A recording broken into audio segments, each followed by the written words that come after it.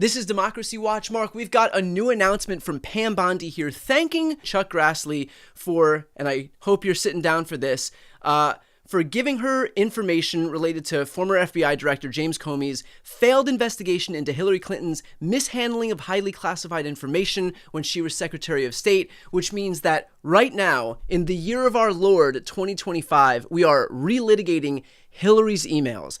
So first and foremost, why would Pam Bondi, as the Attorney General of the United States, the highest law enforcement official in the nation, need to go to Chuck Grassley to release information that she presumably, after years and years and years of these investigations, would already have access to? Yeah, I mean, for fuck's sake, as you point out, this is something that took place in 2016. It actually took place, you may recall, over the summer of 2016. So we are in the 9th year anniversary of her emails. And why is Pam Bondi going to Chuck Grassley? I have no earthly idea. She is the Attorney General of the United States. James Comey actually was the FBI director who reports to the Attorney General of the United States. Right. Like all of the emails in the possession of the Department of Justice. I mean, obviously she's doing it to help Donald Trump try to distract, right? So we know why she's doing it, right? She's doing this because she is trying to turn the page from the Epstein situation, which has turned into a total debacle for Donald Trump.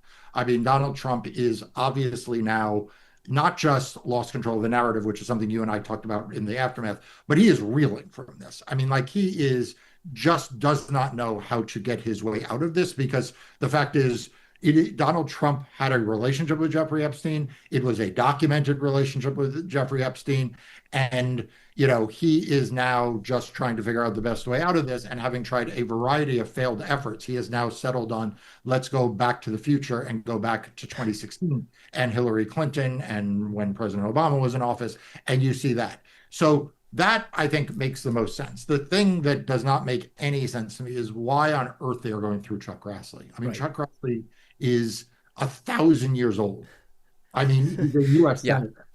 And why they are picking him as the vehicle to play this game of pitch and catch over absolutely nothing, over literally something that was absolutely nothing in 2016 and is even more absolutely nothing in 2025 is beyond me. But I can promise you this, the legacy media will eat this up. How do I know? Because I was the general counsel of Hillary Clinton's campaign in 2016. When her emails distracted them from, let's see, Donald Trump calling for Russia to release a hack and release documents, Donald Trump distracting from the Access Hollywood tape, and Donald Trump distracting from, let's see, his relationship with Jeffrey Epstein, right? Yeah. I mean, let's remember, Donald, a lot of what is now being reported about Jeffrey Epstein today is actually stuff that was available in 2016. Yeah. In fact, some of it was even reported in 2016.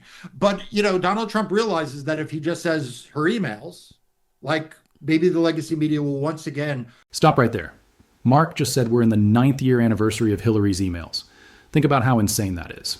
This investigation has been going on longer than most people keep their cars. And here's what makes this so transparently corrupt. Pam Bondi is the Attorney General of the United States. She runs the Department of Justice. James Comey, who investigated Hillary's emails, reported to the Attorney General. That means every single document, every piece of evidence, every investigation file about Hillary Clinton's emails is already in Pam Bondi's possession.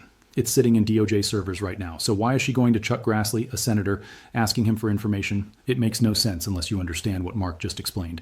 This is theater. This is a distraction operation. And the distraction is from Epstein. Mark said Trump is reeling from the Epstein files disaster. He lost control of the narrative. The files show Trump had a documented relationship with Jeffrey Epstein, and Trump has no way out. So what does he do?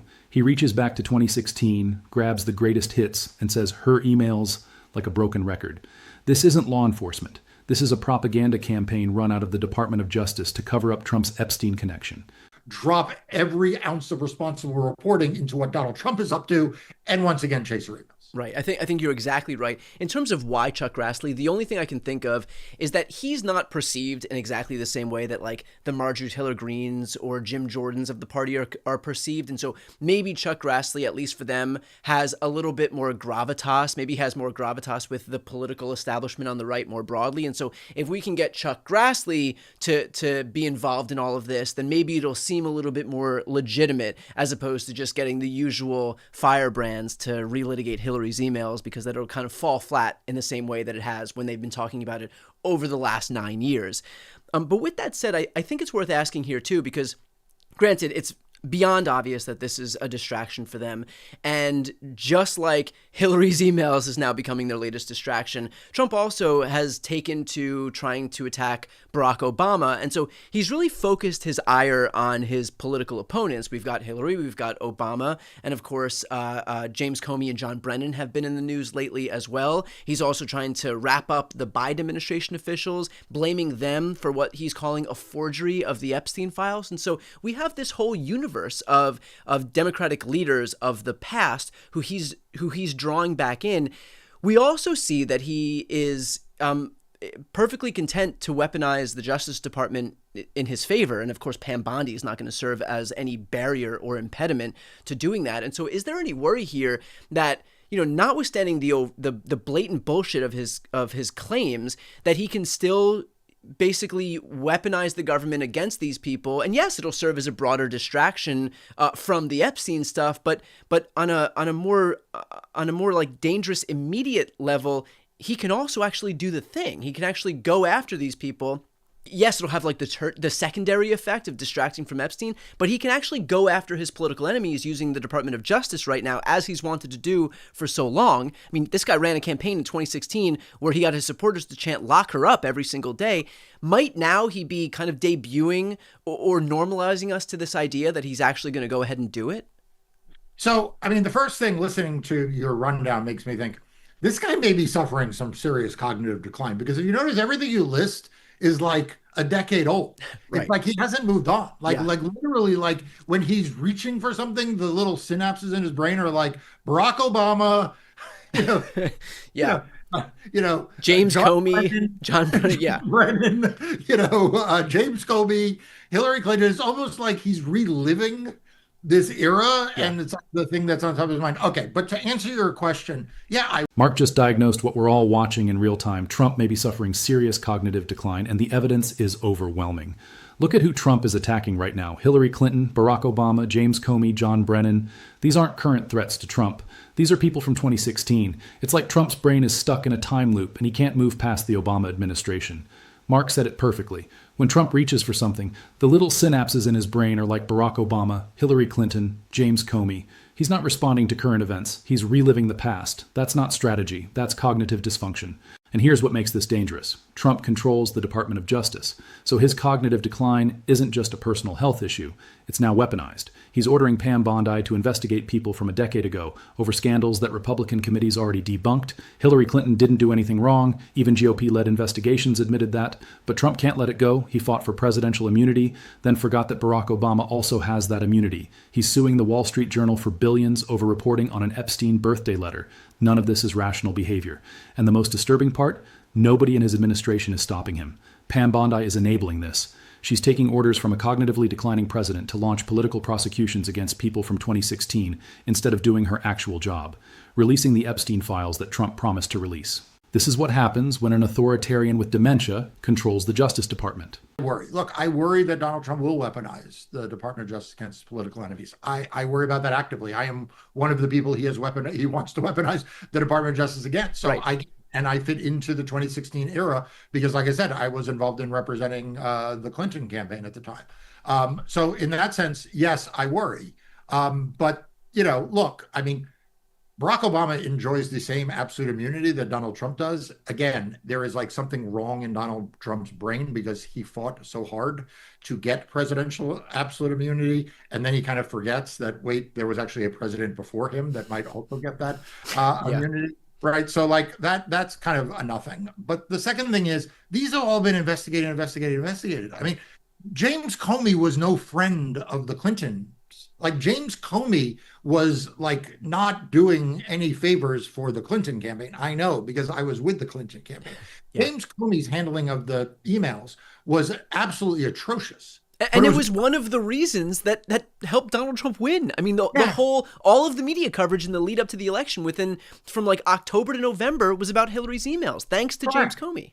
Correct. So like the fact is they already did a hit job on Hillary Clinton over her emails. There's no more hit jobs left to do. James Comey used up the last of the hit jobs against Hillary Clinton on that.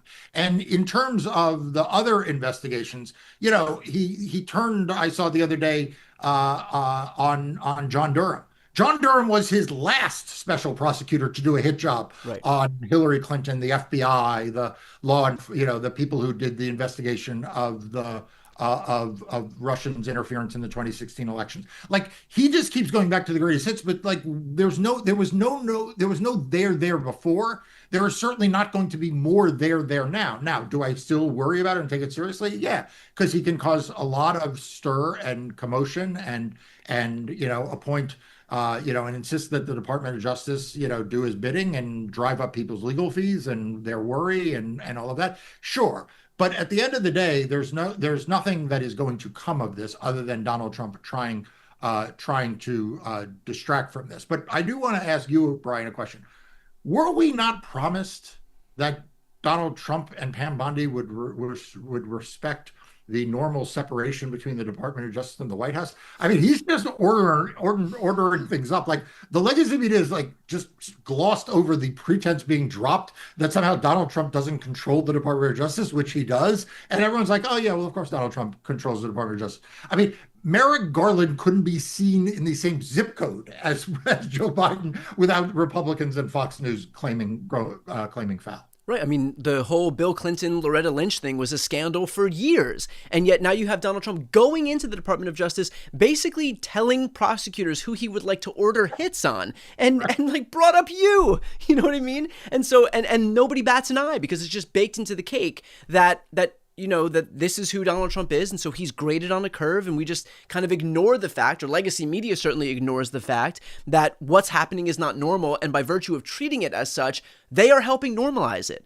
I do have to ask too, as it relates to the prospect of any prosecutions moving forward, you know, we've talked about the presumption of regularity, the fact that Donald Trump can send his DOJ into court and the courts will pay him deference because it's the federal government. And for years and years and years, decades, centuries, the federal government has been there telling the truth in court. And so they're riding the coattails of that goodwill that the federal government and the DOJ have built up.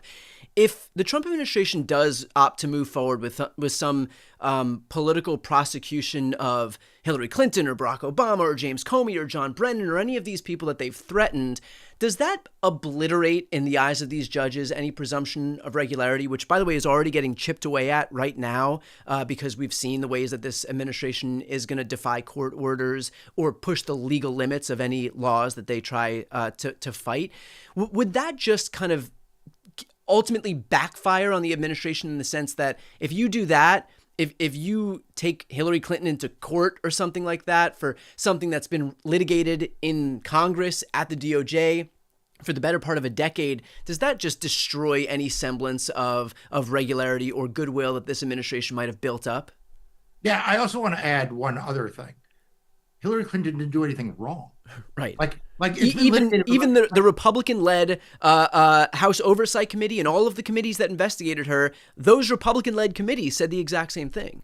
I mean, this has been a made up scandal by the right wing for years. Yeah. That there's no there. Does it chip away at the presumption of regularity? One would hope so, right? One would hope that by now federal judges see the stunts that are going on, see the misuse of the Department of Justice, see the defiance of court orders. Look at the lawsuit that he just filed against Rupert Murdoch and the Wall Street Journal. I mean, I'm no fan of Rupert Murdoch, but that's a preposterous lawsuit. I mean, the idea that somehow, you know, that Donald Trump is going to sue for billions of dollars the Wall Street Journal for reporting on a letter that he apparently, or they report, wrote on the occasion of Epstein's birthday. Like, it's just preposterous preposterous, but yet this is the world in which we live. And so one hopes that all of these things chip away. One hopes that, the misstatements and the lies the Department of Justice lawyers have told in these various cases chips away.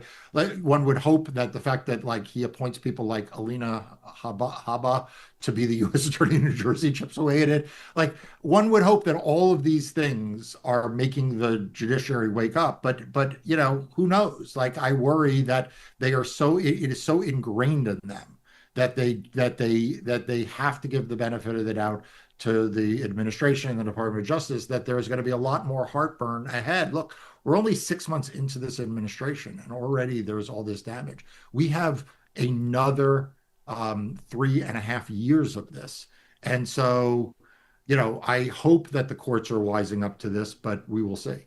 And finally, let me finish off with this, and this is kind of along the same lines, but is there a world in which, if the DOJ decides to throw resources at stuff like this, which, there's clearly no there, but let's say they try to do it anyway, they don't have unlimited resources. And in fact, on top of the fact that they don't have unlimited resources, they've lost a lot of their good prosecutors who've left. A lot of these divisions have been shut down. A lot of these good attorneys, good prosecutors have been forced out to make way for what I would assume are less accomplished, less able attorneys and prosecutors. And so are they just stretching themselves thin with an already under-resourced, DOJ by chasing after this stuff that only has political benefit for them, but where there's not really any basis in the law? Yeah, look, I think if I were a MAGA supporter, I would be upset. I'm like, you got a limited number of prosecutors, you got a limited number of resources, and you're spending it on chasing conspiracy theories that have already been chased. Right. 10-year-old conspiracy theories about Hillary Clinton. Yeah. About Hillary Clinton. You are tracking down, with ICE, people who are working hard and holding down jobs in this country.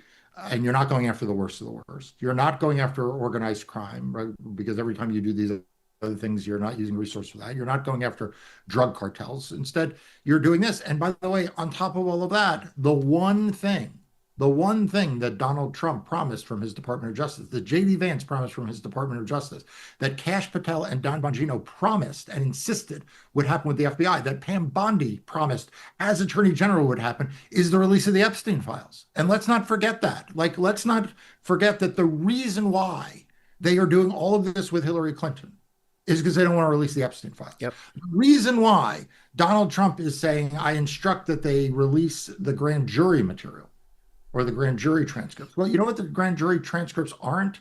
They aren't the files from Jeffrey Epstein on who his clients were. They aren't the documents that were seized from his office. They aren't the spreadsheets that the FBI would have prepared based on the myriad of interviews they conducted of victims as to who the perpetrators were, who these men were. They're not that. And so ask yourself, why on earth is Donald Trump spending all of this time and energy sending people down to look at Hillary Clinton's emails and not releasing those files? Yep. This is the smoking gun. Mark just exposed the entire scam. Let me break down what Trump is actually doing with the Epstein files. Trump announced he would release grand jury transcripts from the Epstein case. That sounds good, right? Transparency. Except Mark just explained what grand jury transcripts are not. They are not the client lists. They are not the documents seized from Epstein's office. They are not the spreadsheets the FBI created tracking perpetrators. They are not the interviews with victims identifying who assaulted them. They are not the flight logs. They are not the videos or photos that were reportedly found on Epstein's island. Grand jury transcripts are just testimony given in secret grand jury proceedings. That's it. Trump is giving you a tiny sliver of irrelevant material and calling it the Epstein files to trick people into thinking he delivered on his promise. And Mark is right to ask, why? Why is Trump spending DOJ resources investigating Hillary Clinton's emails from 2016 instead of releasing the actual Epstein evidence? Mark listed what Trump should release: the spreadsheets, the client files, the victim interviews identifying the men who were there. Why won't Trump do that? Because his name is in those files. Because Trump had a documented relationship with Jeffrey Epstein. Because releasing the real files would expose Trump himself. So instead, he's burying the Epstein scandal under Hillary's emails. He's counting on legacy media to take the bait. And Mark, who was general counsel for Hillary's 2016 campaign, has seen this playbook before. Her emails distracted from the Access Hollywood tape in 2016. Her emails distracted from Trump's Russia connections in 2016. And her emails distracted from Trump's Epstein relationship in 2016. Now in 2025, Trump is running the same play. And Mark is saying, don't fall for it again. Demand the real Epstein files, not grand jury transcripts, the spreadsheets, the client lists, the evidence Trump is hiding. And I think we all know what the answer is. And so if I were a MAGA supporter who was really concerned about the crimes that Jeffrey Epstein did and wanted to make sure that the men who collaborated with him, who befriended him, who partied with him, who went to exclusive events with him, with young girls, if I was worried about that, I'd be very upset that the resources are going to this Clinton email nonsense and not releasing the Epstein files. So here's my ask. Hey, Donald Trump, release the Epstein files. You run the Department of Justice. Pam Bondi does whatever you tell her to do. You don't need to go to court to get, to release grand jury transcripts. Tell her to release the spreadsheets, release the files, release the interviews that tell us who these men were. Why aren't you doing that, Donald Trump?